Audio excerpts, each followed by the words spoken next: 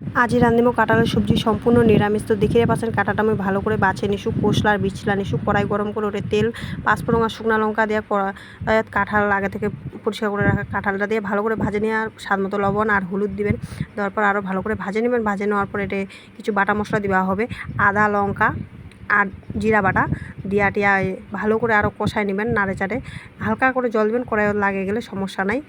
আর মুই কাঁঠালটা কিন্তু আগর থেকে সিদ্ধ করে নাও নাই, এরকম রান্না করতে করতে কষিতে কষিতে সিদ্ধ হয়ে যাবে আর কি। আর কারো যদি কাঁঠাল সিদ্ধ না হয় চাইলে প্রেসার করে সিদ্ধ করে নিবা পারেন। এই যে এবার হালকা জল দিনই সিদ্ধর জন্য, যেহেতু আগর থেকে সিদ্ধ করে নেওয়া হয় না। এই যে ঢাকা দিয়ে উঠায় নিয়ে মাঝে তো আমি দুইবার ঢাকা উঠা চেক কষুন। তো কষিবার সময় গরম মশলা গুঁড়া দিয়ে আরও নাড়ে চাড়ে এবার দিয়ে দিব আমার ঝোলের জন্য জল, যতটা দরকার। কাউ চাইলে কষাও খাওয়া পারেন ভাজা ভাজা। তো আমার অল্প আটামাটা ভালো লাগে খাইতে, দেখতেও সুন্দর লাগে। এই যে দেখিতে পাচ্ছেন কত সুন্দর সিদ্ধ হয়েছে। এই যে তোমাকে আমি চেক করে দেখাচ্ছ কত সুন্দর সিদ্ধ হয়েছে। টাটা।